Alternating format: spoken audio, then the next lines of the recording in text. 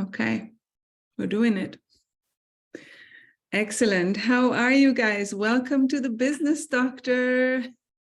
So glad you're here. Isn't that a funny title? I love it. So I'm glad you're joining. We're gonna do this for as long as it takes. If you have to leave before it's over, that's totally fine. Just do everything at your own timing.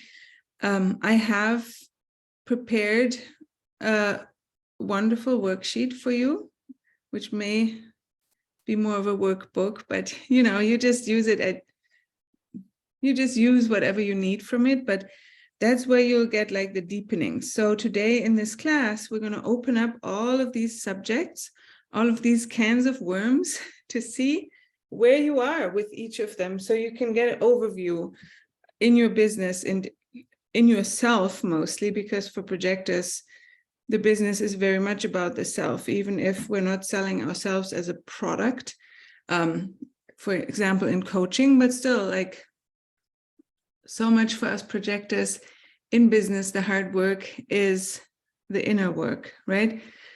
So a lot of this will be about you, and so that you don't have to think that you need to write all the notes. I have everything that we're going to talk about, not everything, but the pieces that we're talking about, I have in a worksheet for you, so that you can be really present and really feel into things and take the notes here that really come through for you right now. And then I'm also going to see if you have questions, or if you have things coming through in between time where you're like, holy cow, this is me, this is happening, I didn't even know that was going to affect my business. Then you can pop all of that in the comments. We're going to keep it pretty flowy, but I do have a structure too. So I'm going to see, I pull up my notes next to the screen. So then, can I see them this way well or not? We shall see.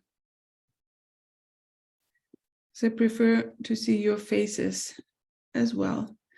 Oh, I know what I'll do. I'll just make this window smaller. The tech stuff. Whoop. Way too many windows open. Who knows that problem? Cool. So this should work side by side. So let's get started, because we have a long list to go through. Long list. Who knows? Maybe we'll be really projector efficient. It's mostly about for you to gain that awareness and see where your things are flowing and where your things in your business are still maybe where you can put your next level of application and mastery. So the things that are working for you, you don't need to have another course or program right now that you're going to dive into. And the things that are not working for you, where you're like, oh, okay, that's a part where I can do something more and improve something, then like, okay, I don't need another sales course. Maybe this is what I need. So you can just be really targeted about things. I just moved the windows around one more time. Here we go. So let's start just like there are, as of now, 18 points, close to 20. I didn't want to force 20 because if there weren't 20, what we're going to do, right? But let's start with what I think is the most important one. The reason for your business that is bigger than just making money, right? A lot of people start a business because they see other people making money. But for projectors, that's really hard to be sustainable in. So the first thing I'd like you to check for yourself, like, do you have a reason for your business that's bigger than just the making money? Something that really gives you fuel, even like in business times get hard, right? So even when times are hard, when you're like, okay, this sucks. I don't like my business. I wish it would do more of this. I wish I would make more money and more clients and blah, blah, blah. But I really care about my mission. I really care about this subject. I want to talk about it all the time anyways. I can't shut up talking about this, right? What is that for you? Do you have that for your business? So just, we'll do a little bit of workshopping here too, and then you can go deeper by yourself in the workbook. So just feel into your big why. Is there something right now that you have where you're like, yes, I'm doing this not just to make money, even though, yes, we do want it to make money, but that's my big reason. This is why I can't shut up about it. This is why this is important to me. Let me know in the comments if you have something like that. Yo-Yo's like, oh dear, I have to type now too.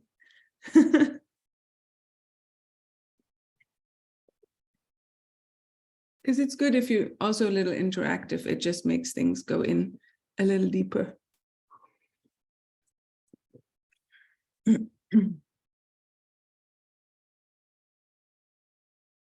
So that is the first thing. That is like your ground foundation. If you're coming from wanting to make money as a projector, that's really, really tough.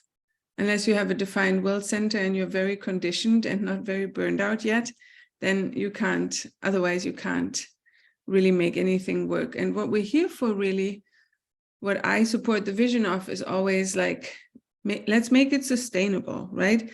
This is not projectors in business to make money fast. This is projectors in business to build a long-term foundation around this big why, around this big mission. You says, yes, building a business based on honesty and authenticity and not based on, we have to make money. Excellent. So what is that big why though for you? Why are you doing what you're doing? What is the big thing that motivates you around this every morning in bed when you get up? It's like, oh, today I get to, wow. Lily says, my passion is transformation and personal growth. My values are truth, beauty, and integrity. I love it. So what gets you out of bed and keeps you going in hard times sounds like it's the helping people grow, helping people transform. Love it. Okay, good. Sounds like you're set on that for the ones that are here live. If you're watching this later in the future, just take out your journal and start giving some thoughts. Number 2, let's go into the next one. And this is where we start thinking about the sales process, because having a business is ultimately about selling things. And selling things means usually that we help people make a decision that helps them make their life better, right? If we're doing it right, especially if we're doing it with integrity. So everything that we have for sale is something that somebody else desires, right? Business is giving someone something for money that they desire or need. And it can get a little tricky because the way how sales have been working in society have been a little, I mean, there have been all kinds of things, but the reason why so many people don't like sales is because it feels like you have to coerce or push people and convince people. And it's happened probably to all of us that we've been pushed and convinced and coerced into buying something, and then we immediately regretted that we bought it. So then when we in turn want to sell something, we remember those experiences and then we don't want to sell. So the language around this is oftentimes, how can I get people to buy, right? Or how can I make people buy? And that alone can feel a little manipulative. So it's really the easiest if here we go into a place of unconditional giving.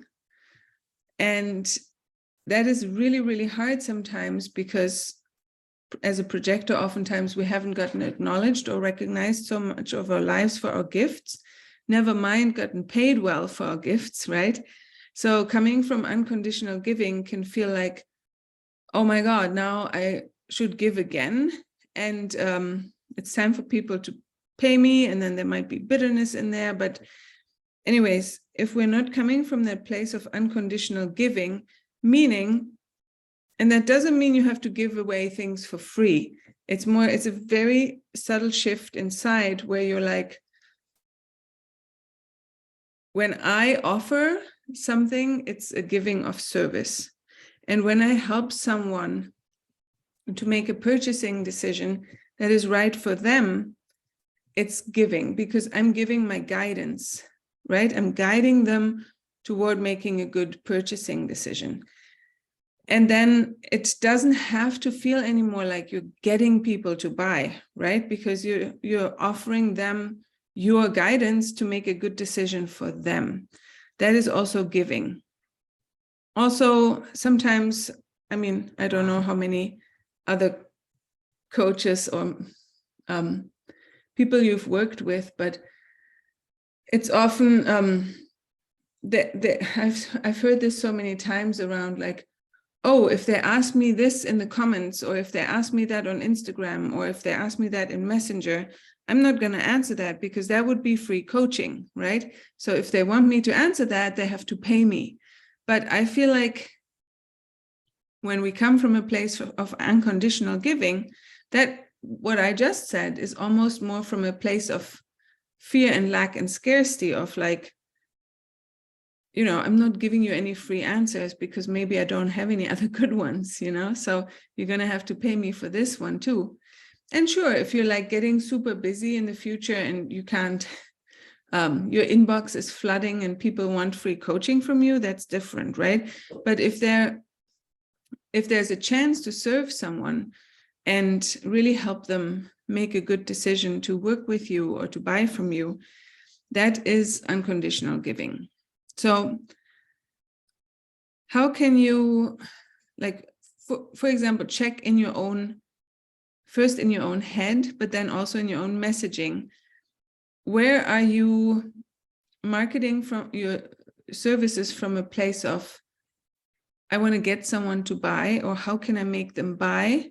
What do I need to do for them to buy? As opposed to, how can I support them to make the best decision for themselves with this purchasing decision? So I'll give you a moment to pop into this and feel where you're at with that in your own business.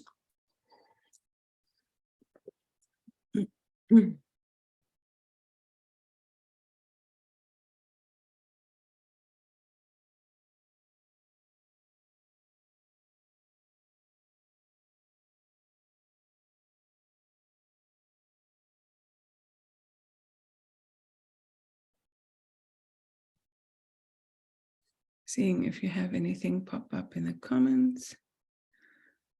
Here says question. Sometimes I have specials where I say, if you buy until a certain date, you will get XYZ for free. Is that already scarcity? It's such a fine line. I've been pondering about this for a while as well, because this marketing psychology works, right? It works for a reason. And it's really up to you. I think what matters most is, what is your intention behind it, right? And what is your main message? If your main message is all about scarcity and fear, like buy this now or you'll never get it. And if you don't buy it now, then you'll never get this, or, you know, but if your main message is, I want to support you to make the best decision for you. And if you already know that you want to work with me or buy this, then you're in luck, because until then, there's also a beautiful bonus. If you come from that place, just feel into for you, like, how does it feel most in integrity? How does it feel lightest? How does it feel to you when you say, what are the surrounding messages in this, right? So just feel into that and see I use still bonuses, and I'm gonna, for the next launch of the Projector Business Academy, I'm also gonna use an early bird, because we're still very early, right? But the main message is going to be around, don't buy this because you think you're going to miss out on something. Don't buy this because you think that otherwise you can't save money or whatever, you know? Buy this because you feel like it will expand you. Buy this because your authority says yes, and stuff like that. Okay. Does this make sense so far? Good. We are going through these points one by one, but the switch of subject can feel a little sudden sometimes, because we're just going through a bunch of different points.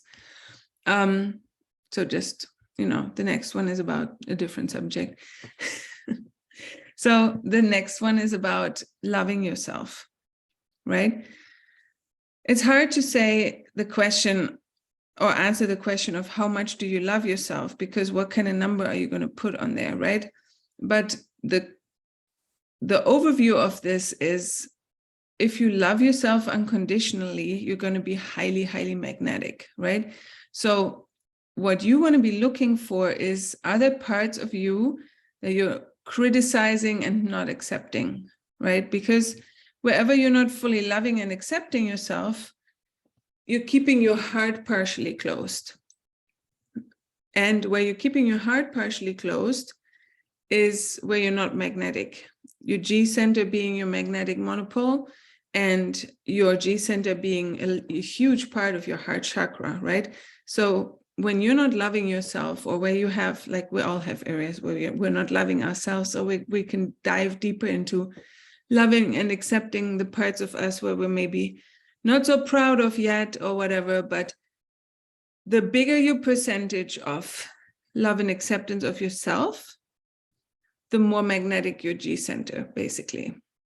Otherwise, people will really feel those parts of you where you're not loving yourself, because you're reflecting it onto them. Oh, wait a second. Just had someone pop up to join. Nice. The party is getting bigger. Cool.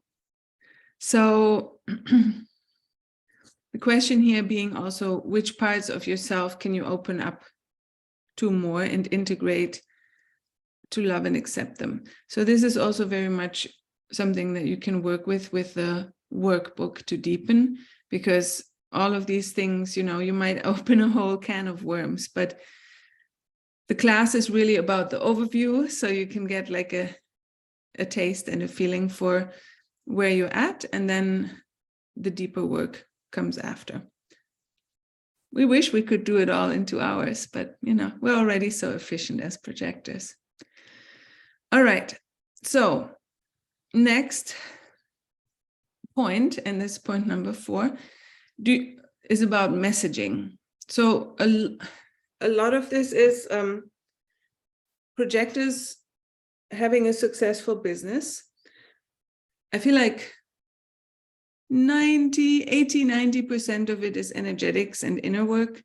And then there are some things that are skill-based, right? As an entrepreneur, there are just several entrepreneurial skills that you need to have in order to have a business, right? And one of them is sales, what we just talked about briefly. Of course, you can make a whole another thing out of that. Being able to ask for money, right? And all that kind of stuff. What's the whole mindset behind it and stuff.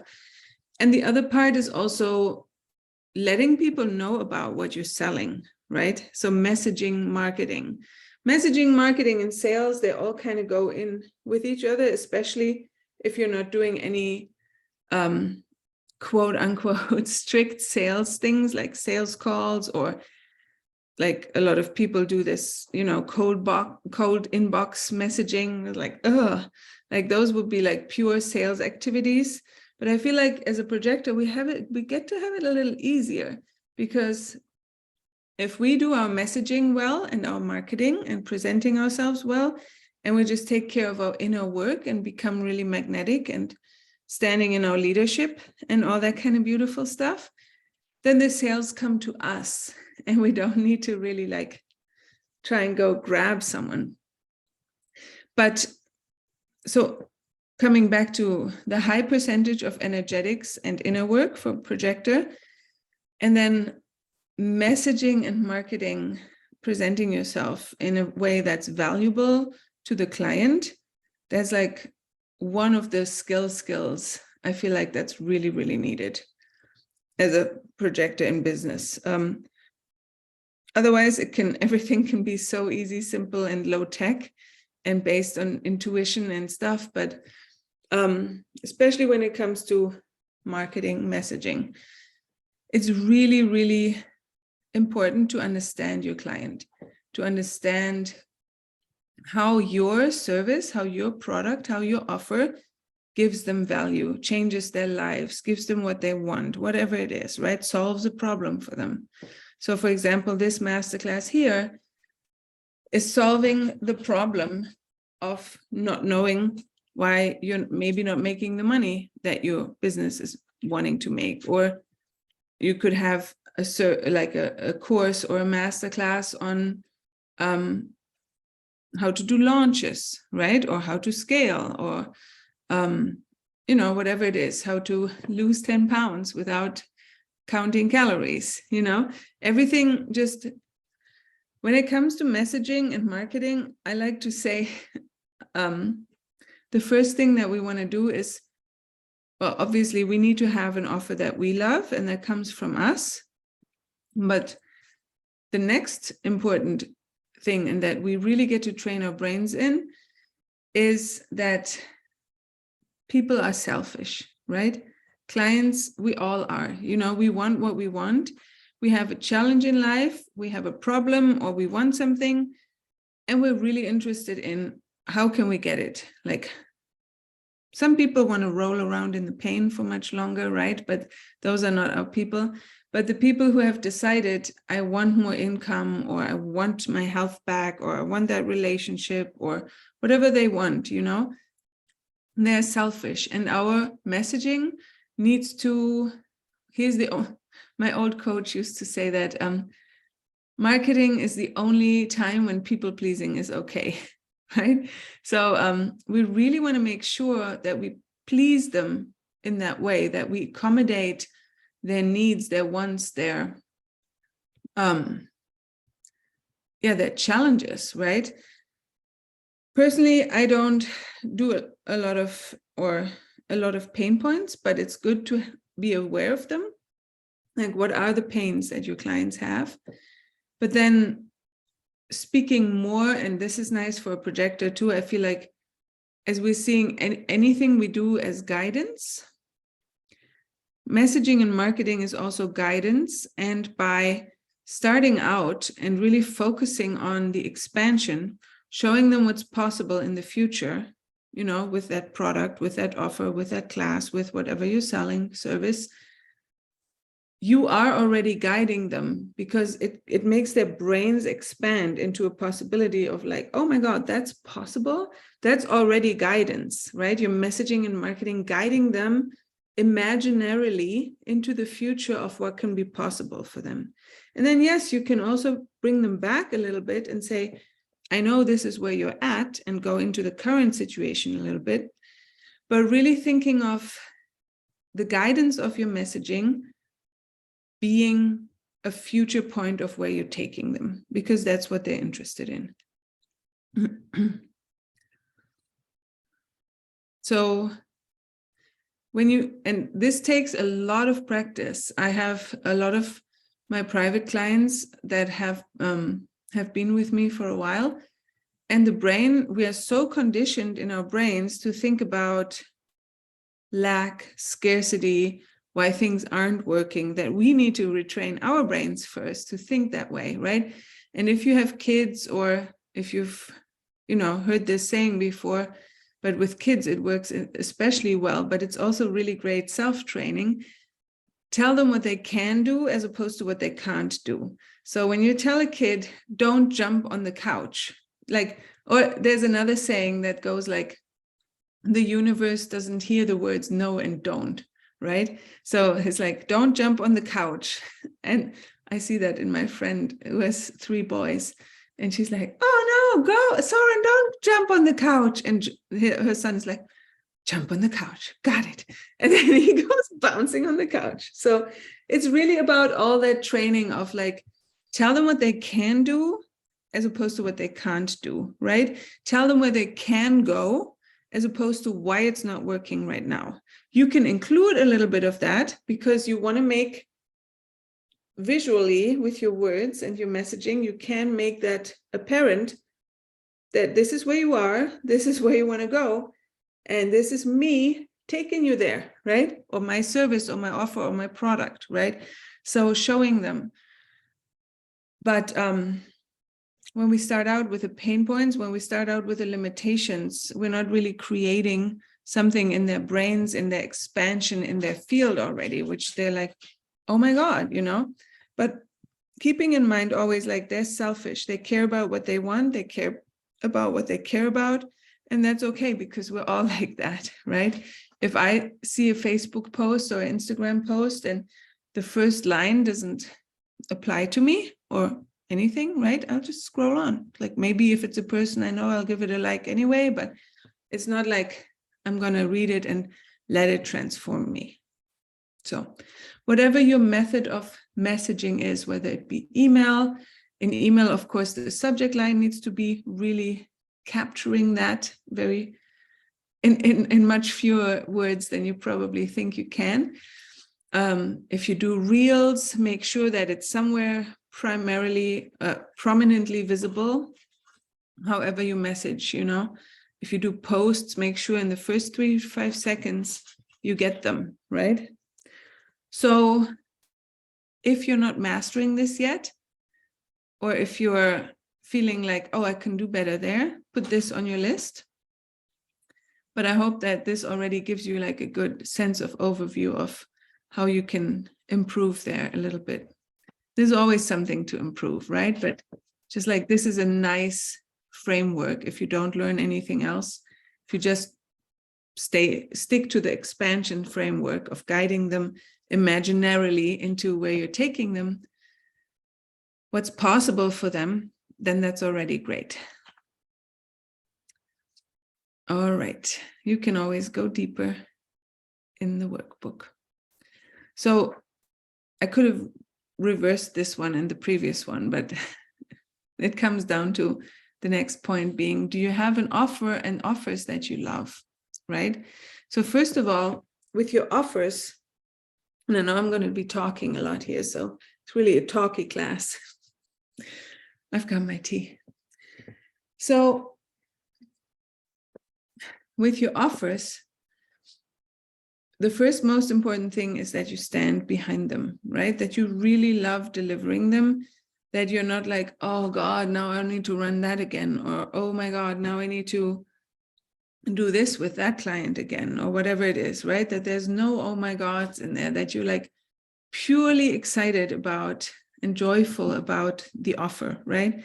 So as I was preparing this masterclass and putting all the points together, I can always tell, because it was so much fun to just write down all the points as a summary, even for me, right? And then I thought, okay, this is going to be a class that's going to be available for everyone in the future to take at their own timing if they want.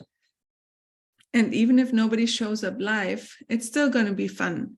It's not going to be as fun as if people are there, but I'm still going to be excited to record it and have it be there, because I just love that we can now document all of these points and have it be like a library, a resource for people to come to when they want to diagnose what's not working in their business.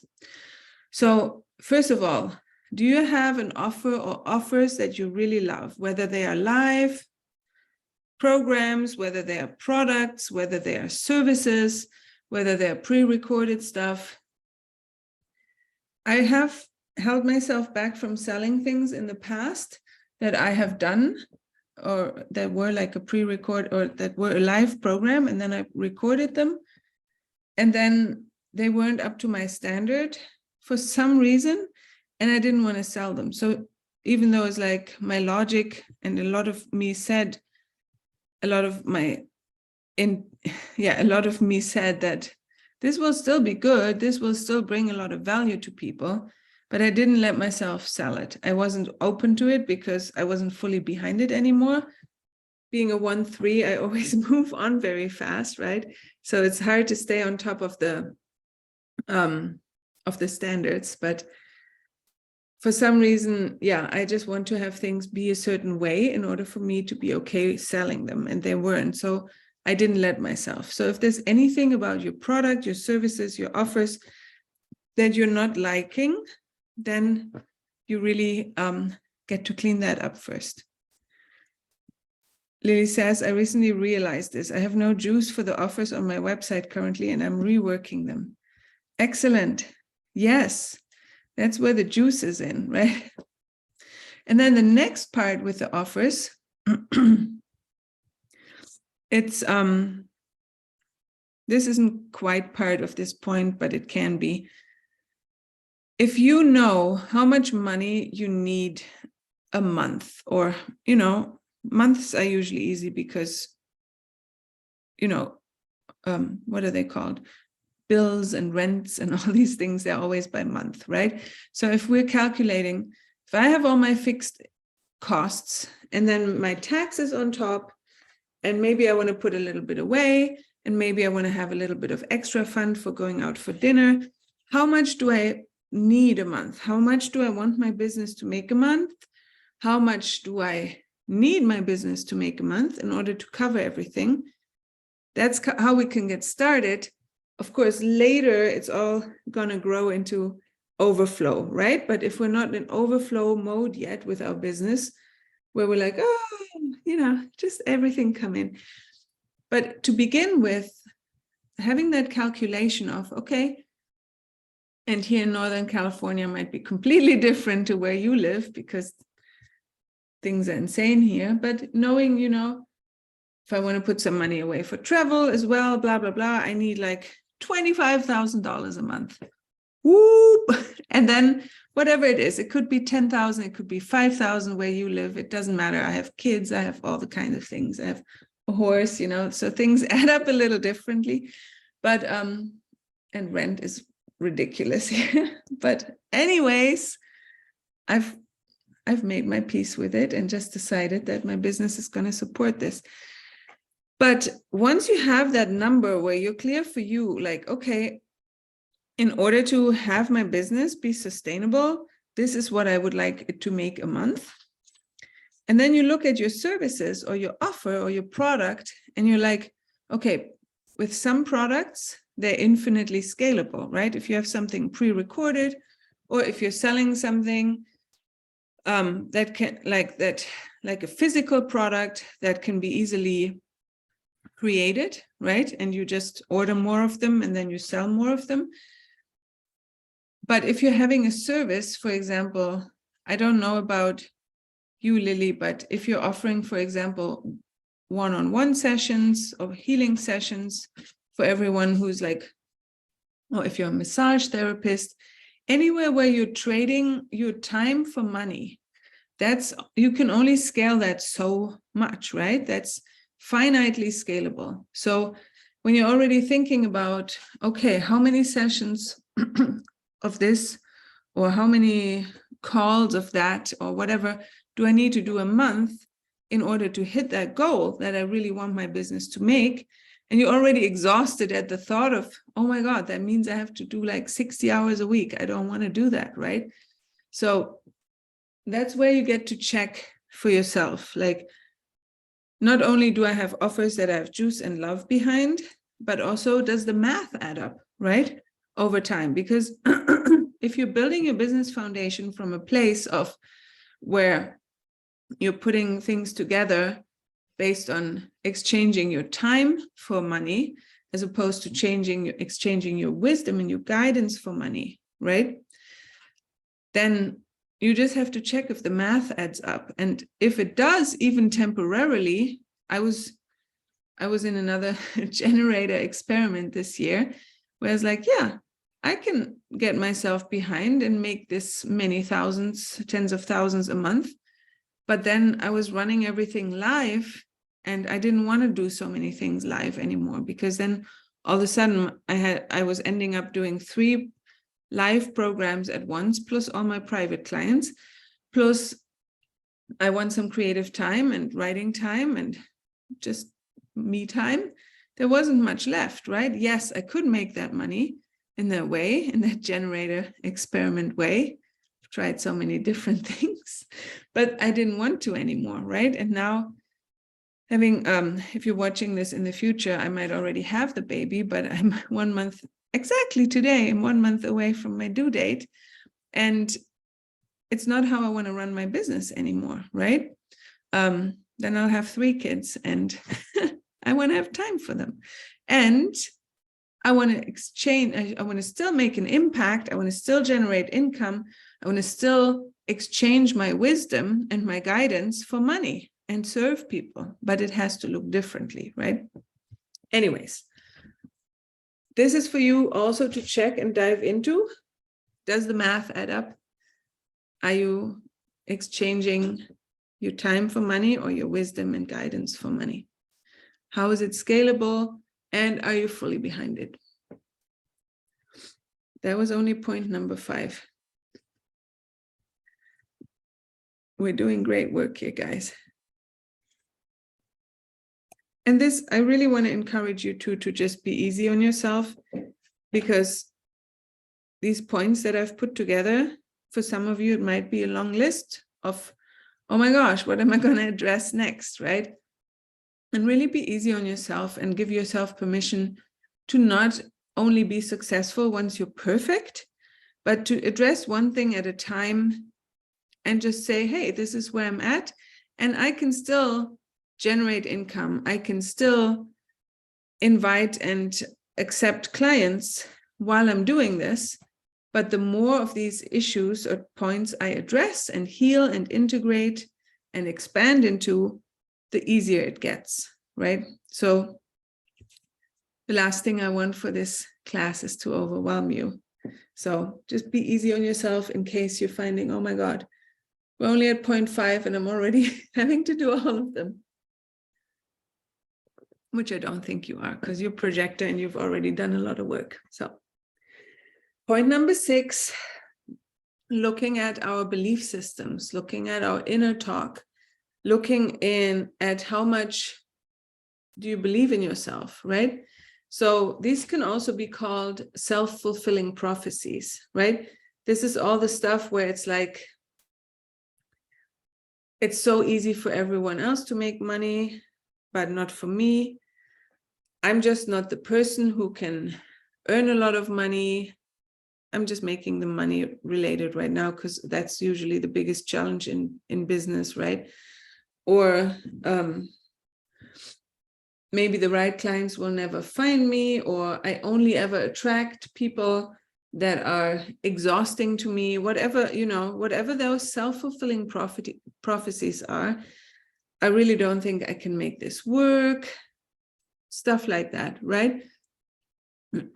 This is something that we're going to talk about a lot less here on the call, but in the worksheet, you can go really, really deeply into that and see. The only thing that I want to guide you towards with this is all of these self-fulfilling prophecies, whatever they are. If you know one in your head right now, if you have one where you're like, this will never work for me to make money easy or to make my business sustainable in an easy way, whatever it could be for you, I just want you to realize that you're going to look for evidence. You're subconsciously going to look for evidence around that.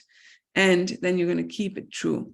So what you want, once you've documented and found these self-fulfilling prophecies, some people call them also negative beliefs or whatever you want to call them, right? But I just like the word self-fulfilling prophecy because it's so neutral, right? And we can shift it in any way. So whatever that is for you, then you can shift it into a self-fulfilling prophecy that you'd rather believe, right? That is the fun work around this. So sometimes that includes some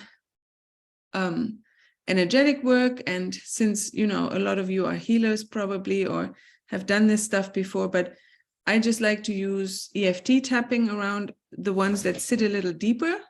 Some of them I can just turn around with journaling and mindset work and just like training my brain. But the ones that have been sitting deeper, it really helps me to tap them out with like the negatives, like, oh my God, this will never work for me. I'm so afraid that it'll never work. And, you know, if you Google EFT, you'll find all the points, or yeah, on my website, there's the Deconditioning 101 3-day workshop where we go through it as well. So if you're not familiar with how to use it, you can check that one out. That's totally free. But if you have any other method of energetic release of those deep things, tapping helps me a lot, says Yo-Yo. Yeah, me too. And so simple. But maybe you have another method, right? So some of these deep-seated beliefs need a little more help than just journaling out and thinking or documenting or deciding what you'd rather believe. But still, journaling and continually training your brain to think in that way, again, like, what can I do instead of what can't I do, right? It always comes back down to that. And then look for also, this is the almost more important point, there's most likely already evidence in your life for the other points already, for the self-fulfilling prophecy that you'd rather believe. So train your brain to look for the evidence of why it's working and not why it's not working. So that's all we're going to do around point number 6. I'm still trying to fold my legs under this belly. Oh my goodness. Next. How are you guys holding up? You guys look very, you know, we projectors are very dedicated and studious. So I see you all focused and on it. The next point being around, point number 7, being around recognition and invitations. This is a very important point. So is what you're getting recognized for correct for you, right? Because often as projectors, we've been so starved for recognition and invitations all of our lives, because a lot of people haven't seen us, or we didn't know about the waiting for the invitation piece, and have blurted out our wisdom for so long, unappreciatedly. And then finally, when somebody recognizes us and invites us, it can feel so good, right? And we accept it, but it might not be correct, right? And the thing to check here is, are you feeling heavy? Does it feel exhausting? Are you using your authority to say yes or no to these invitations, right? I've had in my previous chart program too, there was another lady who was saying, I'm so grateful that I have private clients, but I'm always so exhausted after the sessions. And I'm like, oh, because they're leaning on you so hard, right? They're very needy. They don't recognize you for your guidance, but they want you to give them something that they can't give themselves. And that makes her exhausted, right? And the right invitation and the right recognition and invitation, but especially invitation, if you're in the, service world or healer world, especially, that's a kind of invitation that makes you feel, both of you feel invigorated. So if you feel heavy with a person, or you're doing, for example, for your coaching, maybe you're doing intake calls, or if you message with a potential client and you're already feeling like, or you're yawning a lot, right? You're not excited about the whole thing. You want to check with your authority, double check if that's the right recognition and invitation. And you can also ask, what are you recognizing me for? Or why me? What do you see? Why do you choose me for this, right? And then if they say something, for example, that's around you doing a lot of work for them. No, because I think you can really help me rewrite my website, the 50 pages of my website in 2 days. And I think you'd be really great at it or something. And you're like, huh, part of me is charmed that you're asking. And also, that sounds horrible. Right? So that was just an example. But check when you get an invitation, if it's actually recognizing you for what you want to be recognized for and what actually gives you energy. Because recognition and invitations, they're energy fueling, they're not energy taking.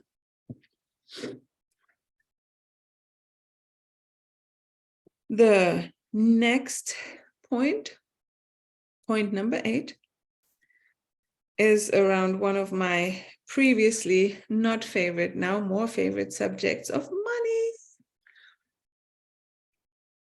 And when I shifted this for me is when I allowed myself to invite in people. Like I didn't do anything else except what we're going to talk about here to become a safe space for money. And I didn't do anything differently in my messaging or marketing. It was just my energy around money had changed. And the program I was in the process of launching filled up. And before it was so hard. And that's where I was like, oh my God, it really is so much about the energetics. So the question being, are you a safe space for money? And I just took a little throat thing, so that's why my speaking is different, impaired. So what does it mean to be a safe space for money? First of all, so many people that I work with and that I have worked with, they don't know what on earth is going on in their money accounts, right? They don't know exactly how much money they owe. They don't know how many fixed expenses they have a month. They don't know how much is coming in or going to come in. It's like, oh, let's see and hope, you know. In Germany, for all you Germans who are watching this now or later, we call this Pi mal Daumen, right? It's like, yeah, it'll work out somehow, you know. Better not look or else it's scary, you know. This is the scary work. And in one of my group programs, we did this a couple of calls ago as well. We dove really deeply into this. And one of the ladies also said, I have no place where money can really land, right? Yes, she does have a bank account, but she doesn't know where it's going to go. Is it going to go toward taxes? Is it going to go toward savings? Is it going to go toward bills? She's not in the overflow space yet, so she's not going to go to overflow either, right? But really being honest with yourself, because this is a tough one, and it's a really, you can't shortcut this at all. You need to know where your money is going, where your debt is, how much do you need for taxes, how much do you need for monthly expenses. Do you have a plan for your debt? All of these things. Because otherwise, yes, we can say, does money feel safe with you? But money is everything else. We're all, you know, if we go all the way out, zooming, we're all one, right? Money is just another expression of universal consciousness, right? It's a neutral feedback mechanism. And if money doesn't feel safe with us, that just means that we are not feeling safe with money. So we are not allowing ourselves to make more money because we really know that we have no idea where it's going. And so it's not really money not coming to us. It's us not allowing money to come to us, even though it could be both. You can see this however you want, but you know, whatever is happening in the outside world is a reflection of what's going on in the inside world. So money is your neutral feedback mechanism. And this part of being a safe space for money is really, really important. I feel so safe with money now And the other good question here to ask you is, especially when you're starting to make a little bit of money and you're like, woo, I can go spend. But then the question is, because you don't know how much debt you have and how much taxes you need to put away and all that stuff, if you're going to go spend, I had to ask myself the question, just because I can buy it doesn't mean I have to buy it, because buying can be so easy, but I don't need a lot of the stuff either. And I can restrict myself a little bit more for a while until I have a little bit of a cushion and an overview, and I feel like I'm a safe plan. And now I have no problem accepting and attracting money because I'm in such a safe space for it. I don't doubt myself. I know I put at least 30, sometimes 40 or 50% of my incoming business income of my business income into a tax account. And then I know I look at it and I'm like, oh my God, I saved so much already for taxes, right? And then I don't allow my business account to go below a certain place and blah, blah, blah. So it just all feels really good and safe and like, I got this. I'm responsible. I'm a grown-up around money, and I can allow more to come in. And my previous coach has always said this is a reason why most people who win the lottery are out of money again after a year or two, because they've never learned that part. So that's a biggie. Point number 9 is all about weighing the shoulds versus the authority and your intuition and creativity, divine guidance, however we want to call it, right? And especially, I feel like it's so the other way around for projector businesses. How we create structure in our business. Very much, for me, the truth is from flow. Whereas a generator can afford to just build a business structure, a funnel, or, you know this because you've worked in this online funnel marketing world for so long, right? Yeah, you can just set up a funnel and then you look where the flow is, right? But for projectors, what I find a lot more efficient and useful is to follow gate number 2, aka the divine feminine, and let her decide what structure needs to be built, as opposed to following the advice of yet another mani-gen or generator saying, let's build this funnel. And then you're like, okay, but then there's no room for flow and creativity. And for me, the undefined sacral very much means, and no motor to the throat either, very much means coming from flow, listening to flow, being wise about our workflow and life force energy, right? So allowing your business decisions to be created from your inner guidance, from your authority, from flow, as opposed to I should build that funnel, or I should do reels because they say that works and it's good for the algorithm, right? I've done so many things that are supposed to be good for the algorithm that didn't do anything for my account or for my growth or client attraction or anything, or even sales. This should work, right? Because people have tried it out. People tell you this is how it's done. Anything that's a should, that should go. So make a list. You got the workbook for that as well. But really allowing yourself to, because shoulds feel heavy, right? And as a projector, we're all about building our vision, building our business from lightness and ease. So shoulds feel heavy, shoulds can go. Okay. Next point is point number 10. Look, we're moving really well.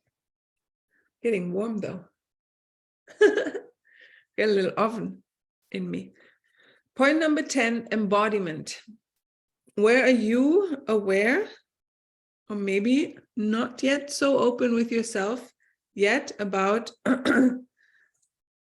where you're not living what you teach, where you're not walking your talk, where if you were your own client, you would have to coach yourself, right? If you were a fly on the wall as your client, and one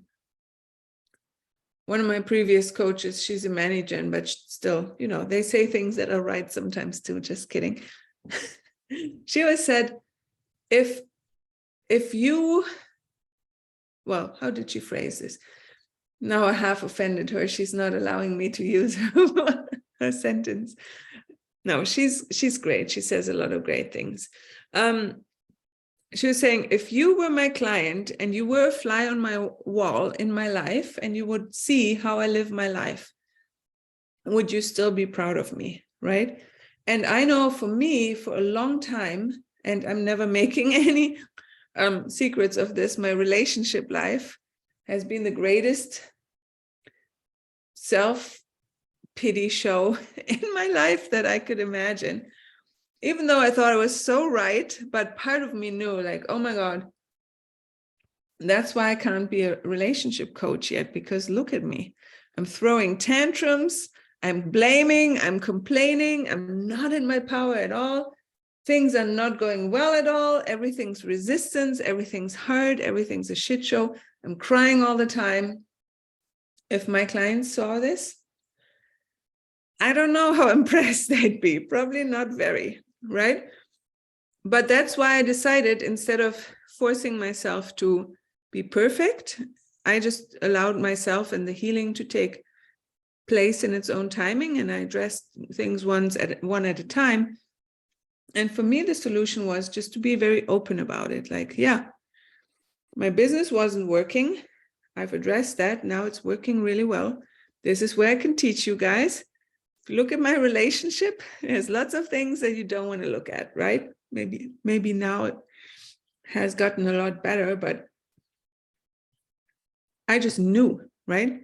There were areas in my life where, also in my business, there were areas in my life for a while in my business where I wanted to teach on them, but I knew that I wasn't embodying them yet. So you get to be really, really honest with yourself so that you don't have to try and pretend to be someone that you're not, right?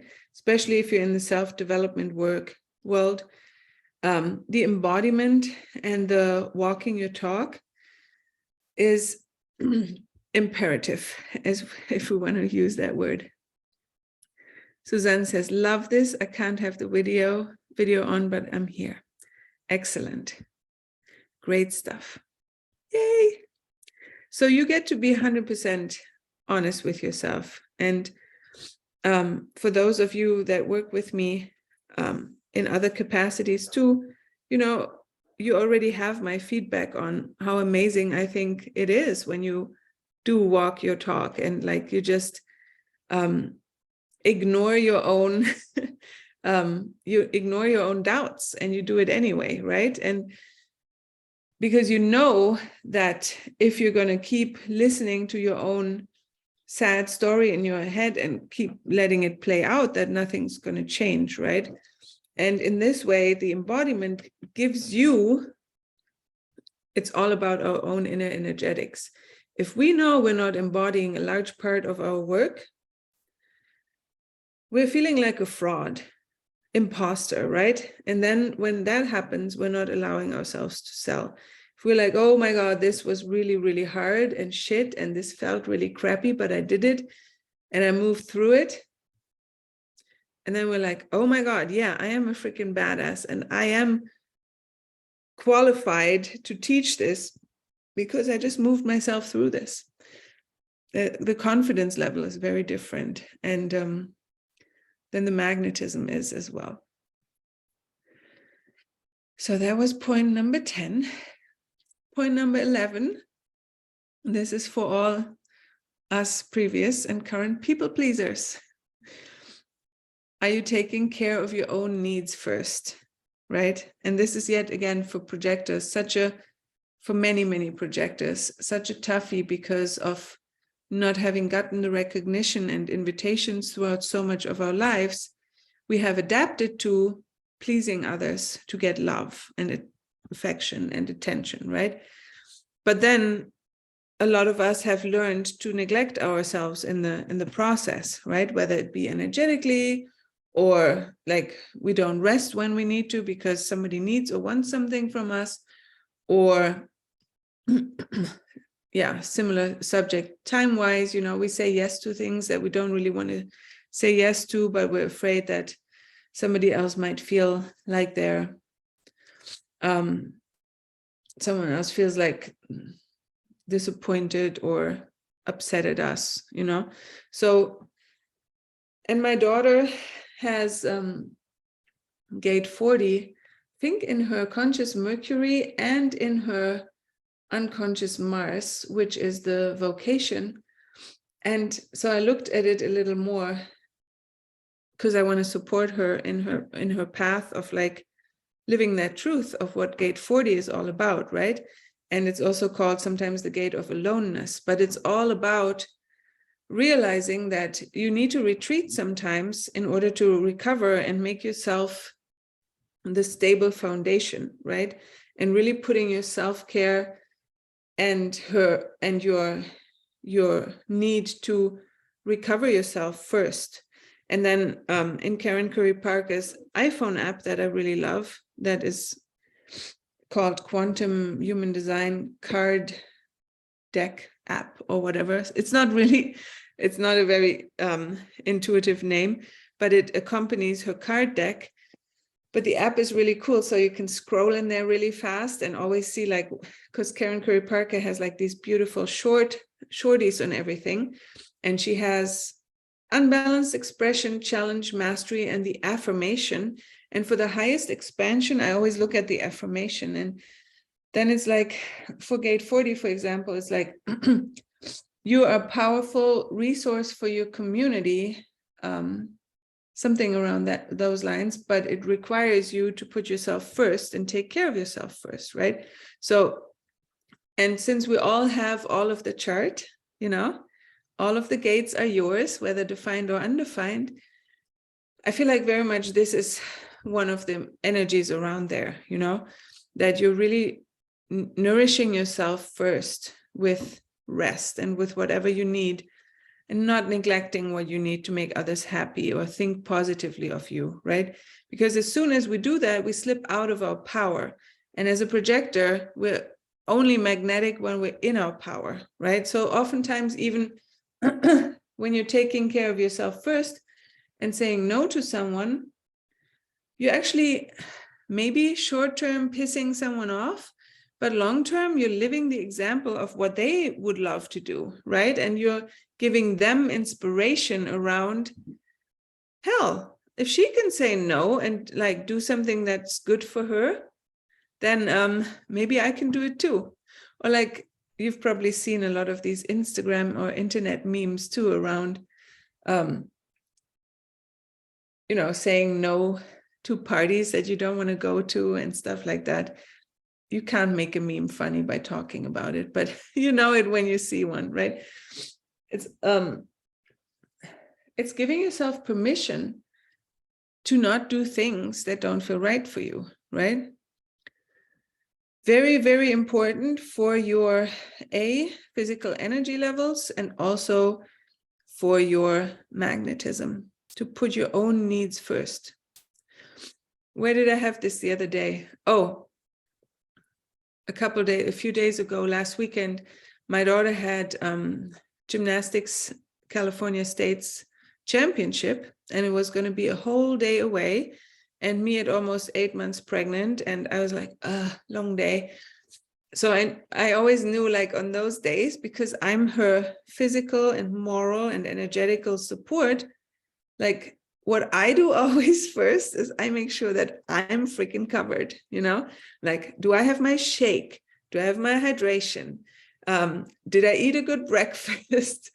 Do I have clothes on that are comfy, right? And then, so I've done this for a long time, but especially on days like those, it's like, I need to make sure that my basket, and I have a physical basket for a handbag or a purse, that my basket is full. Like, do I have my Kindle in case it gets boring? Do I have my headphones, so that I really feel taken care of, because then I know I'm her support, right? And then I don't need to have anxiety, because if I have anxiety or any kind of wobbly energy in my nervous system, it affects her, and she's already nervous for her competition, right? So if I want to be like the best for someone else, I have to be the best for me first. And so my friend brought over her daughter that morning, and because she wanted to drive with us and be there with her and cheer her on. And she asked, but Mama, do you have everything that you need? And I'm like, yeah, I always take care of that first, because that's what I care about first. So I have so much Aries in my chart, where I'm selfish. But I also have a lot of Libra in my chart, which is the opposite. So I get to balance it all out. Anyways, taking care of your own needs first, not saying yes to things just because you think it'll make others happy. Point number 12, and this is a goodie and a biggie. Again, we have a lot of good big stars in here. And the next 4 points are all points that I created my self-paced study course, transformational, whatever you want to call it, program, the invitational for, to transform these energies, because they're really, really a foundational, energetic business foundation for projectors that can't be ignored. So the first one of these is bitterness, right? And I always like to point out, bitterness is our not self theme, right? Other people can be bitter as well, but there are different kinds of bitterness. So the one that people tend to ignore a lot when it comes to business is the old and crusty bitterness, how you like to call it. Things in your life where you're like, and what is bitterness? Repressed anger and resentment, right? So anything where you're mad at someone else, where you feel like life was unfair to you, where you're still mad at someone for not showing up in your life, where you're mad at yourself, potentially even, for the things that you've done or not done or tolerated for too long. Old crusty bitterness that sits in your pipes is like spikes in your aura. And as a projector, you want to make sure, because our aura is so pointed into the other person, that our aura is as clean and clear as possible, because that's where we give really, really good guidance. That's where we're highly magnetic. That's where we get the recognition that we want to get recognized for, the invitations, all the good things. So a non-spiky aura is something to really go for. And cleaning out old bitterness, old crusty bitterness, is a big piece of that. So really becoming aware of, who are you still resentful toward? What situations in your life have been unfair, where you're like, if you think about it, you're still getting the feeling of resentment. And then there's current and ongoing bitterness, which is more like a road sign of, you're off track, let's go back to the other road, That could be a lot of other reasons. A lot of times it's around physical energy. When I'm tired and I get a text message, it's so much easier for me to reply really, really bitter and sour than when I'm really rested, So I know already when I'm tired at night, I either have to watch my words extra, or I just should turn the phone off at some point. This is also relationship related. I don't yell at my friends over text, but if my guy texts me, and then I just interpret everything in a bitter way. But there are a lot of other reasons too that cause ongoing bitterness. So if you feel bitterness coming up in you, also being invited and recognized for the wrong things can give you bitterness, right? Because like, why am I not getting seen for what I really want to be seen for?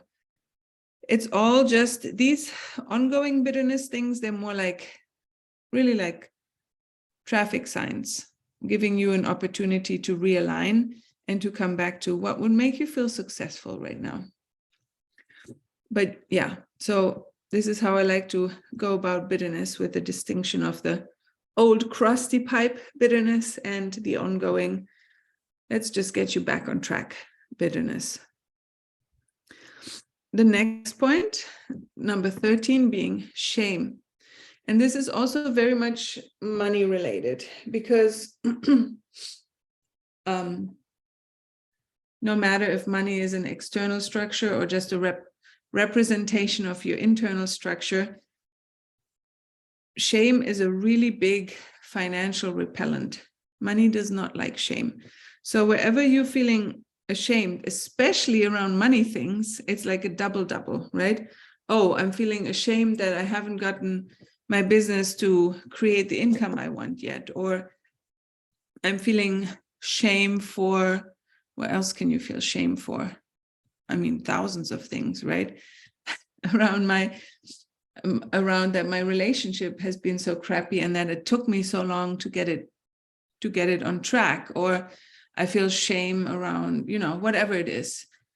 Anything, and this is the thing also as a projector, other people, I feel like other types can compartmentalize a little more. So if they're having an issue in one area of their life, that still doesn't mean that their business can't grow big and strong, right? For projectors, I feel like it's very much more holistic, right? So my relationship victimhood,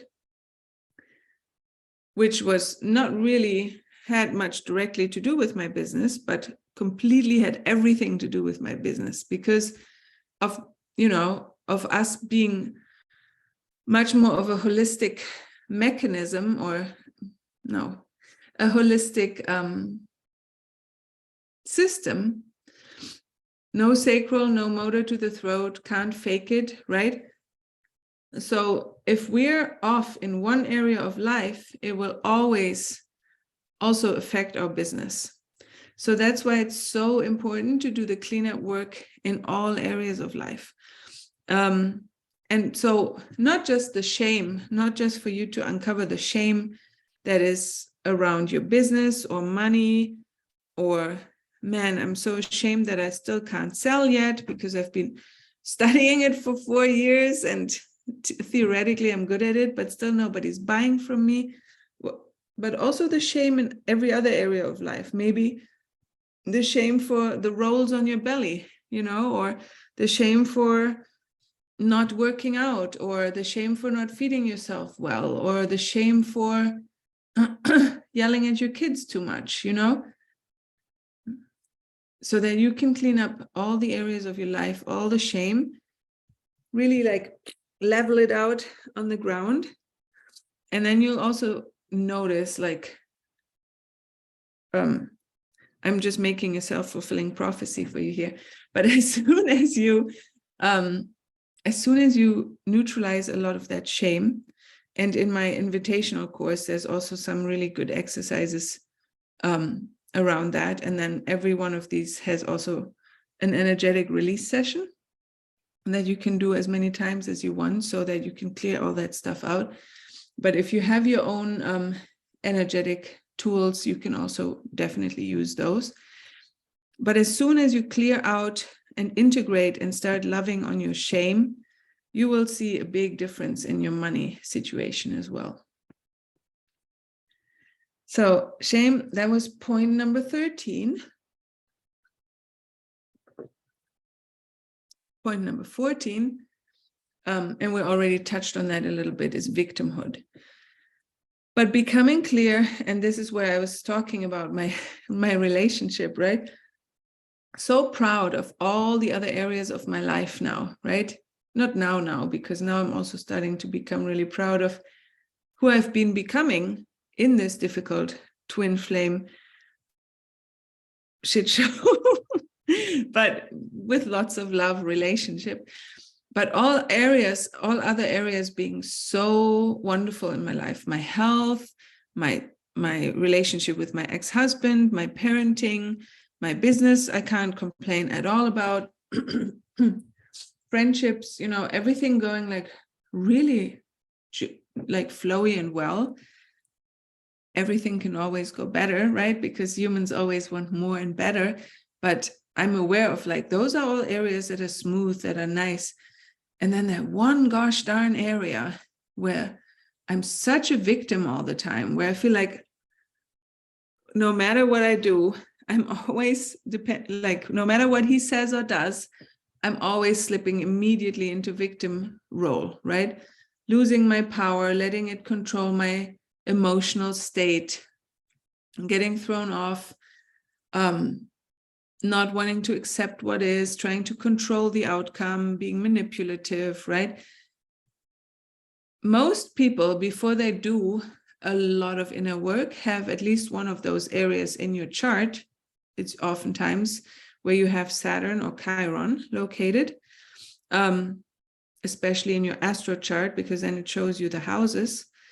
For me, the Chiron is in my romantic relationships and relationships house. So, but that's totally okay that we have one or two of these areas in life where we do get taught, how to move out of victim mode. And victim is always such a sad word. I wish somebody would come up with something better, but everyone knows what's meant there, right? Where you're not in your power, where you're letting other people or circumstances control your state, basically, right? And let you be knocked sideways and off your own empowered way of thinking, out of your self-worth. So is there such an area in your life where you're aware that you are not in your power because you are feeling more as the victim, or where you're feeling like things have a control over you and you need to fight a lot? You really get to address that area, because especially if it's Chiron, my teacher Karen Curry Parker has always said Chiron is also the area where we're most qualified then to help others, right? Because Chiron is the wounded healer, and the wounded healer might always stay a little bit wounded, right? But we get to become so wise and so resourced about that subject that it's oftentimes when I work with clients and they don't know which area, like, I can help anyone with anything and I have all these amazing tools. I'm like, okay, but what would you like to help them like most with, like parenting or health, or I'm like, And often when we ask like, what's the most juicy or important, or like the thing that has the most value behind for them, it's often the one with the Chiron, because they've worked so hard on it. So it's a really beautiful thing, really, if you think about it. It's just not always really pleasant, like a lot of this inner work. But you can even shift your mind around that, because then it goes faster. Oh my God, I get to shift this so that it becomes easier and I can help people with this. Oh my God, this is going to be so fun to cry and sob in my closet for the next 30 minutes and wail on my floor. And also, if we see these things a little more detached, it's like, okay, I cry. It's like, okay, I release some energies that I no longer need. Like, let's get over with it. Crying often is like very similar to laughing, right? Laughing is also a really bizarre thing. It just feels better in the body somehow. And I don't know if you guys know Kyle Cease. He's a spiritual teacher, used to be a comedian. So he likes to still put that together. A lot of his stuff, especially his earlier spiritual stuff, is quite funny as well. he has said once that crying and laughing are just your body physically what's the word I'm looking for? Readjusting to a new reality, right? So if you, every time I laugh from my belly, I'm like, what? Why am I laughing so hard about this? Oh, because I've never thought about it this way, right? It's such a new way of thinking. And then it made me laugh because I've never heard this concept or thought about this in this way before. And the same with crying, like you get to, like oftentimes crying is like, for example, when it comes to grief, you cry because you're adjusting to a new reality because of, you know, missing someone, for example, or yeah. Anyway, that made sense to me and just makes me take things a lot less personally. Suzanne says, I just dived into Chiron gate 27. Oh, I have Chiron gate 27 too. And it hit me hard. I lose a lot of power when taking responsibilities for all others. I'm so bitter about it. Ooh, that is very, very good to know. It's very good for you to move. And, you know, whatever you become aware of is just beautiful because you can move it. Yuri says, can totally relate to that. Cried today and felt so much better, right? And also tears, you might already know this, but tears release cortisol. Like people measure, like they collect tears and they look at them. There's cortisol in there because it's like, it de-stresses the body physically, chemically. Who is the teacher comedian you just mentioned? His name is Kyle Cease. I'll type it. Kyle, K-I-L-E, Cease like cease and desist order, C-E-A-S-E. Him and his best buddy, Matt Kahn, K-A-H-N, those two, YouTube for years. Spiritual University. Love those guys. Okay, point number 15. This is also a very common one, of course, for projectors. The fear of being seen, because the fear of being seen comes from the fear of being rejected or abandoned, right? So if we're still afraid, and this is also where your energetic practices and releases come in. If you're afraid of being rejected and abandoned still, you're not going to allow yourself to be seen in the level that you need to be seen, to be recognized, magnetic, and invited for what you want to be invited for. So you can dive deeper into that with the workbook as well. But just understanding that concept and the connection between when we're afraid of being rejected or abandoned, it's actually a very old human cellular fear, right? Because in the past, and these things are still in our cells, we are still made up in this way. When we used to live in big tribes and everyone had their job in the village, right? Some people were protection, some people were hunters, some people were raising the children or cooking the meat or collecting the berries, whatever it was, right? So you had that protective mechanism of that community and village. And then if you were rejected or abandoned or thrown out of the city walls, then the bad guys and the animals could get you. So physically, that's why it feels to your nervous system, to many people's nervous system, and the fear of being rejected or abandoned is actually feels very similar to the fear of death, because that's what your cells remember from when you were an early human, that being rejected and abandoned actually means that you're gonna kick it, you know? So in modern days, this is how Instagram causes fear of death, you know? Because like, oh my God, if I let myself be seen and then people reject me and abandon me, I'm gonna die, right? So it's a lot of consciousness work, but we can also neutralize a lot of these fears because these fears aren't the same anymore, right? We don't if somebody says, I don't want to work with you, or what you're saying is crap, that doesn't mean that a lion's going to get us outside the city walls anymore, right? Not that a lot of us lived in Africa, but I think the original first people, they have tracked down that they did come from Africa. So that's maybe why I was bringing the lion in there, because over here in Northern California, what do we have here? Raccoons, coyotes, bobcats, mountain lions.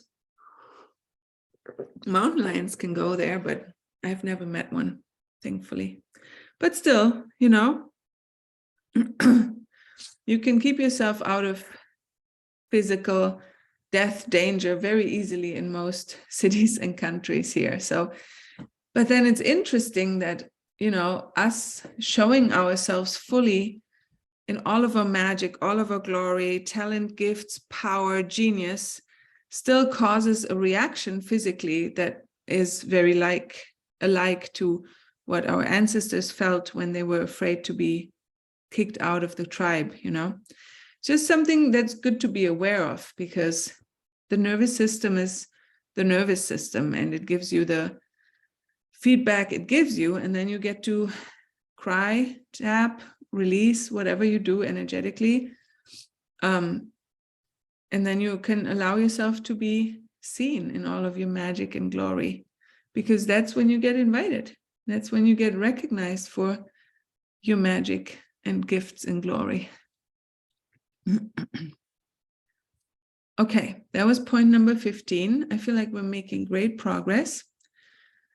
So we have 3 more points, and then if you already want to think about it, I'd just love to hear in the comments just a couple of what are the biggies that you know now. Oh my gosh, this is my next 1 or 2 big steps. That'd be interesting for me just to know. So point number 15, oh, we just did that. 16, not going first. And this is also very much related to invitations. So a lot of people, a lot of projectors, they're waiting to be invited first before they validate themselves, or before they're like looking for self-worth from invitations as opposed to the other way around. So what does that mean? It has very much to do with the decision of something being a certain way, and then deciding that you're going to get invited for it, right?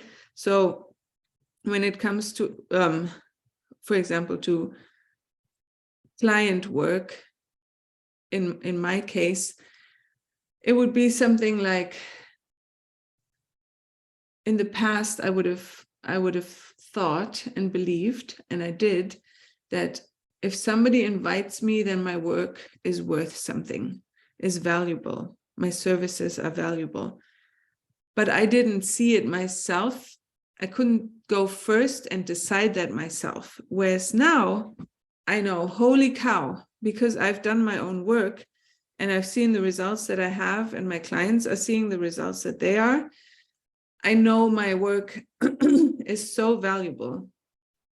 And I know my work works. If someone signs up with me or not, my work still works, right? And this is the question where you can ask yourself, if nobody showed up, could I still believe that my work works? Could I still believe that my work is valuable? Can I still believe that I'm going to get the recognition or invitations, even if I get no signups for this program, or if I get only very few signups for this program? Can I still believe in the vision and keep going, right? Because a lot of times in business, and this doesn't maybe get talked about enough, like failed launches are everywhere, right? I've had things that I was so excited about that nobody bought, or one person bought and I had to refund them because it was a group program. And I was like, let's just do a month of one-on-one instead, because this thing's not happening.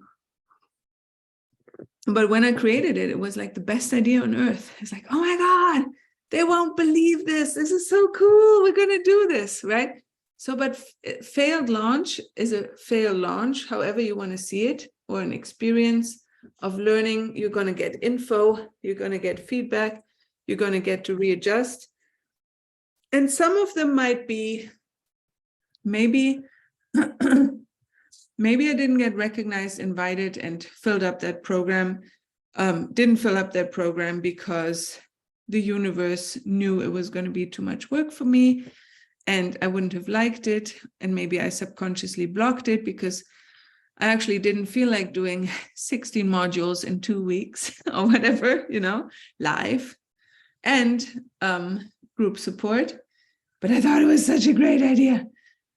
Or some of the things that quote unquote fail might be just where you're like, doesn't matter that nobody signed up, because this is still what I deeply believe in. And I'm going to keep doing this because I'm going first. I'm leading and I know what I know. And maybe my messaging needs to be tweaked. Maybe people need to hear it a little more. But I know that this is essential. I know that this is necessary. And even if nobody signs up, this is valuable. As opposed to, if nobody signs up, that means my work isn't good and I'm not valuable and worth anything. But yeah, it might sound like a slight distinction, but it's very important. And it's what a lot of people don't even realize they're thinking or doing. So something to be aware of. And something where you need to believe in your offer, your product, your service so hard that other people can lean on you for that confidence. Suzanne says, so important. Yo-Yo says, oh my God, biggest fear ever. What if nobody signs up? Exactly. And then you can just ask yourself those two questions. Like, is it either, did I block it because there was going to be too much delivery and work involved? Or is it something that I really, really feel is necessary and that I just need to do again and maybe refine something about it? Excellent. So all delays are beneficial. That's abundance thinking, seeing the gift in everything. I like it. Delays are beneficial and can definitely, just for people who are in money stress and really need to make money right now, delays are very, very frightening, right? So, but yeah, I've come to like them more myself too, especially when you're like a fast projector, like everything needs to happen immediately. But then slowing down and delaying is always, This reminds me, one of my other private clients, she had a launch that was a lot smaller recently than she hoped it would be. And she wasn't happy about it. And then when she found herself with 4 clients in 2 group programs, I think, one mastermind, one group program, then she said to me, Alex, it's so nice to just have 4 clients. I didn't even realize. I think that's what I want always now. Just want to charge more for it. It's like, oh, there you have it. There's, another beneficial delay or beneficial failure, however you want to call it, right? Okay, point number 17. This is the thing where you're living in scarcity, looking always at what's wrong, always fixing yourself. Do you have the belief that you need to be fully healed before you can be successful, right? This is where you can dive deep into as well. Like, how much am I giving myself permission to be successful, even if I still know I have so much to heal? Like, kind of along the story of what I said with, I knew that I was so in victimhood in my relationship, and I still allowed myself to become successful in my business because A, I knew I was honestly addressing it, and B, I wasn't hiding the fact that I wasn't in my highest place there. So what is that for you? Where you feel like, if I don't fix myself here, if I don't become perfect, I can't be successful yet. Lily says, or feeling like I have to take all the courses to be qualified. Exactly. And, you know, if you have a one line, and projectors love studying anyways, right? You're one line too. Are you a 1-3 as well? Oh yeah, me too. So fun. And that's, you know, that's also very legitimate. You know, what does the studying want to come from, right? Because for us 1-3s, we like, oh my God, if we can't study anymore, we're going to die. 6-2 as well. Oh, can't relate, she says. Haha. Well, you with your 2 line, you just do things naturally, you know, and you don't know why you're good at them. We know why we're good at them because we study so hard. But that's the thing, you know, and asking yourself, where does that desire to study come from? Is it because you don't think that you or your services or your knowledge is valuable and worth it yet, or good enough yet? Or is it because you have a one line and you really desire, right? Then it comes again with like what's your authority? Let your authority decide, right? Coming from fear and scarcity, I need another coaching certification. Or just like, I just really want to know about this in all detail, right? And then I have mastery, I have motivation of need too with novice, which means I'm meant to master one thing after the other. So I'm always, I just love learning. But yeah, motivation is not a part of this masterclass, but it's definitely very interesting if you want to look at it. I love motivation. Suzanne says, I like the ideas of embodying things before teaching, but my 3 line can have so much fun by learning while teaching. That is so good that you're saying this, because as a 3 line, and you might still relate to that because she probably was a 3 line until very recently. 3 line, we just get bored of doing the same thing over and over. And that maybe also explains, Lily, why you're saying the offers that you have on your website aren't so juicy to you anymore, because you've moved on, right?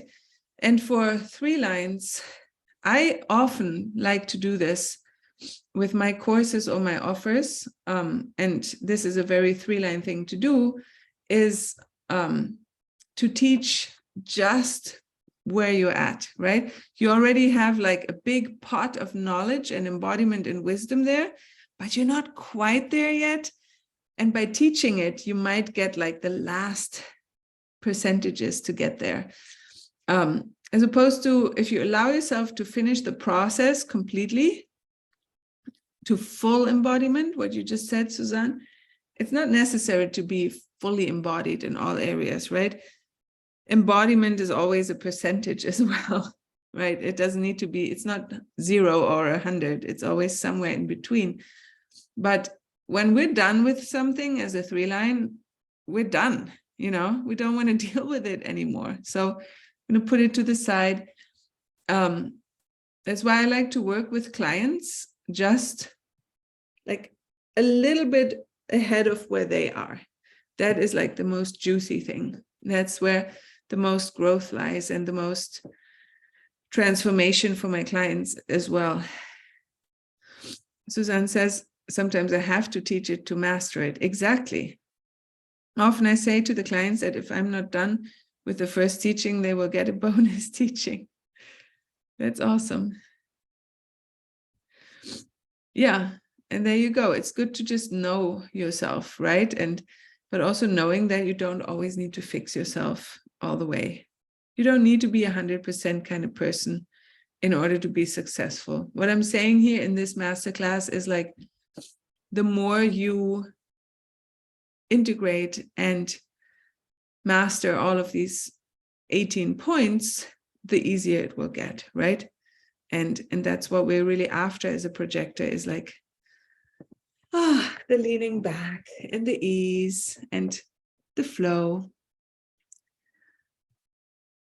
Okay, and the last but not least point is all about authenticity, right? Showing up as authentically yourself instead of doing, especially if you're marketing yourself on the internets, on the interwebs, doing what someone else is doing or suggesting.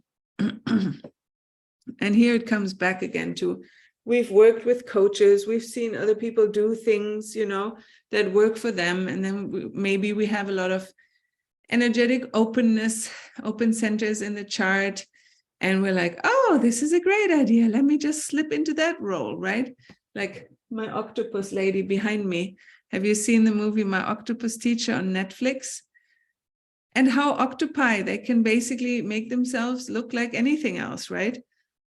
I feel like projectors have very much, especially when we have a lot of openness in the chart, shapeshiftery qualities like octopi.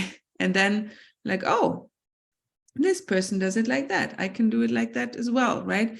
But this is where a lot of chart work comes in as well, where you like, especially when you combine astro and human design, you can really get to know yourself. And that's why I love chart work so much, because when people or you or whoever doesn't have such a deep connection to self and authenticity yet, the chart helps to help them distinguish the difference of how it feels in their body. It's like, oh, that's the kind of thing that I've always felt, always thought, always believed.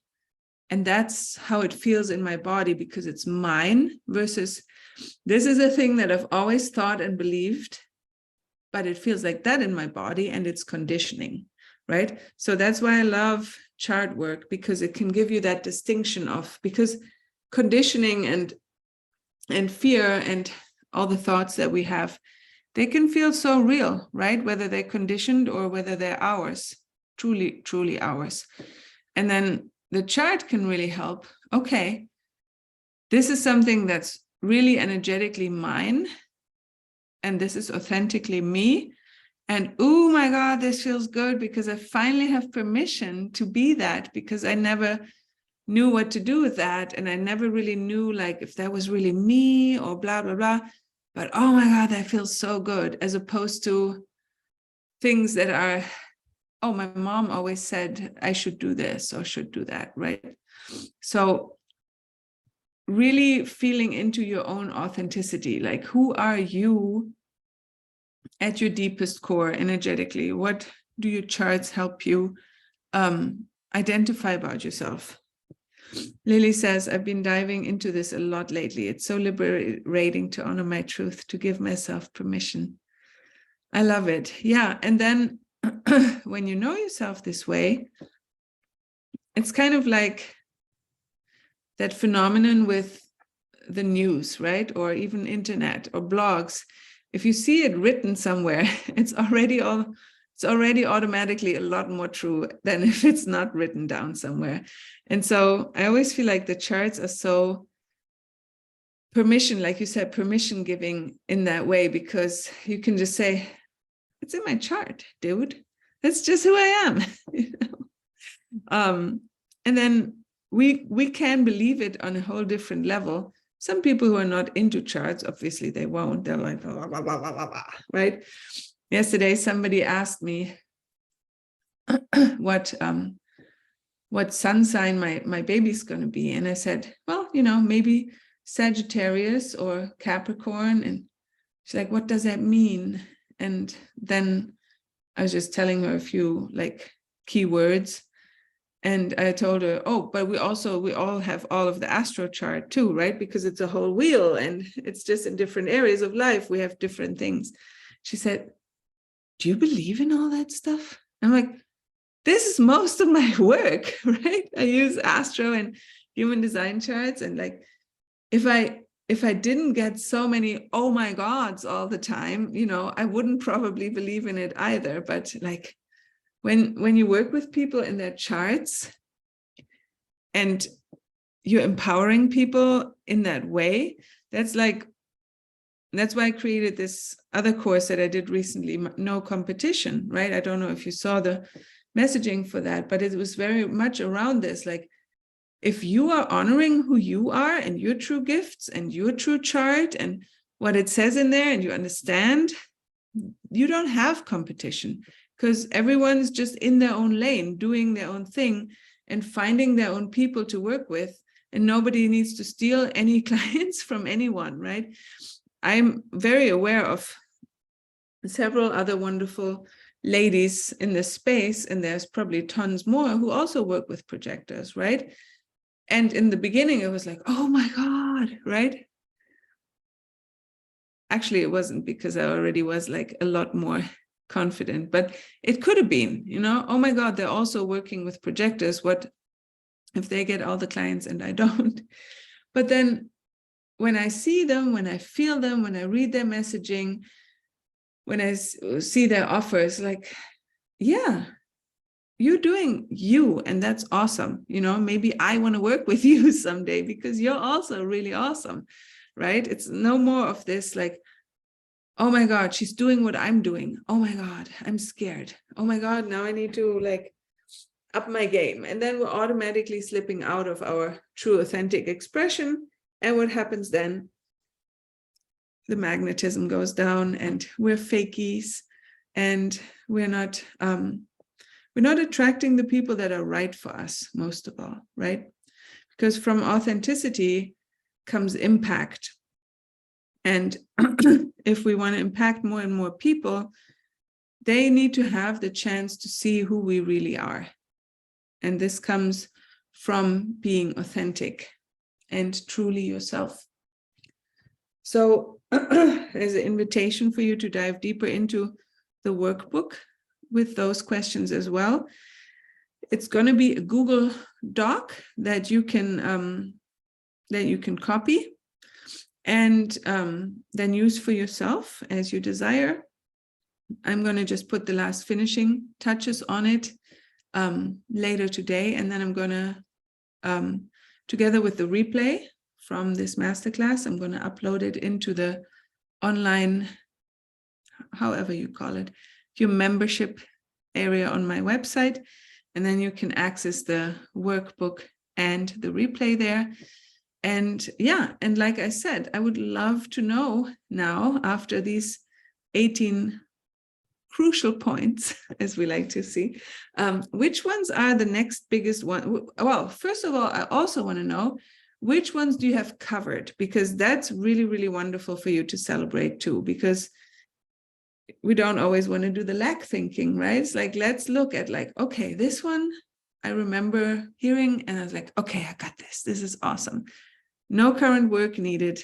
Move on, right? So I'd love to know first, actually, which ones are those for you?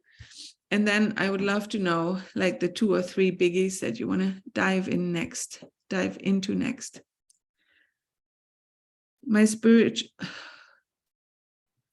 Lily says, my spiritual calls it being audaciously authentic. Oh, spiritual mentor calls it being audaciously authentic. Oh man, I love that expression, because it feels sometimes so threatening, right? When we're authentic, like, who am I going to threaten with my being of totally me?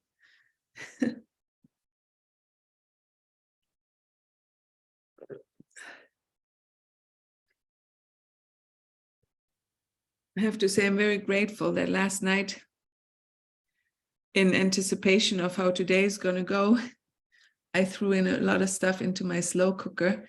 And now when we're done with this class, I can just go over to my slow cooker and eat lunch. I hadn't gotten that thing out in a while, so I'm excited. Yuri says, I feel like bitterness, at least the old anger and self-love, I got covered. Good. And embodiment, at least for the moment. That's great. Give yourself big kudos and taps on the shoulders, because that's already a lot of good stuff. And your business is also, you can tell, right? Because you're getting really good invitations right now, and your business is really soaring. It's really, really cool to witness. Lily says, I'm currently working on a lot of these points, and that feels really good to witness how I'm already in process. Excellent. work in progress, right? We're always a work in progress. And already like now you can see, okay, great. You know, I'm doing the right things. I'm already on the right path. Suzanne says, I will have to see, the recording did not get the first points. Oh yeah, the first points before you came on were, do you have a reason for your business that's bigger than just making money? Something that gets you out of bed and gives you fuel when times are hard? That's your big why, your big mission? I think there were only 2 or 3, so there's. The second one, are you coming from unconditional giving, or do you feel like you want to get people to buy? Helping them make the best decision for themselves. So kind of a little bit like, what's your sales mindset? Do you feel like you're trying to get people to buy, like to spend money with you, or you're helping them make a decision that's positive for them? And then the third one was self-love, because every area of you where you're not fully loving and accepting yourself, you have your heart partially closed, and that's your G center, and that's your magnetic monopole. So then you're everywhere where you're not loving yourself, you're also not magnetizing. So they'll be in the workbook as well, but I think you came in at point number 4. Do you know how to bring across the value of your offer in your messaging? Like that's where you came in. Anyway, so, and then what are the couple of points that now after this class, you're like, okay, this is my next one where I'm going to go in and apply my next level of mastery. That's where I'm curious what's for you, next for you. Let me know.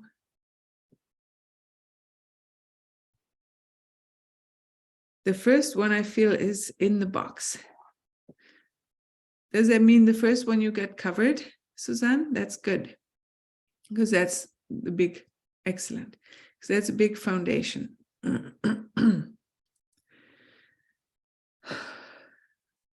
Yu says, biggest thing so far, biggest thing to release shame.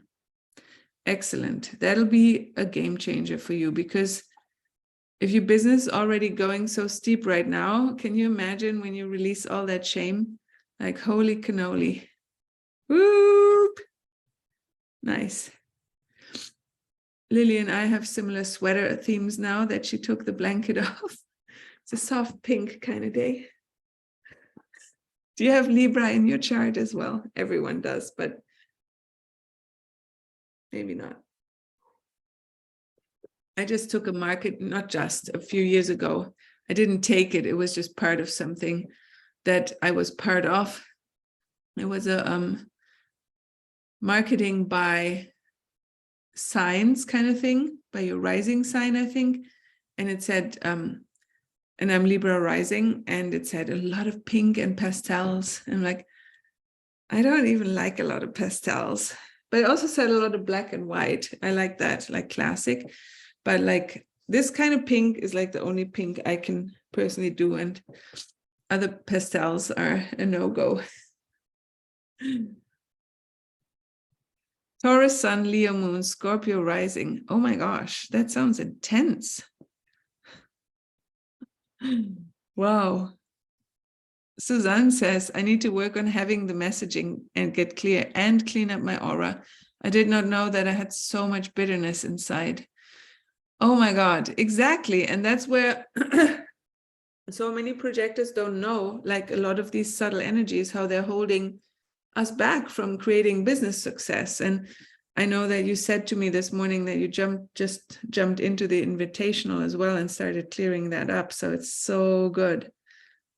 I'm so happy. Excellent. Lily says, I feel like my next big step is fear of being seen. Oh my gosh. Yeah. And then, yeah, that's awesome. I can't wait to see when you dive through the workbook too, what comes out for you for the realizations around that and how you're going to shift that.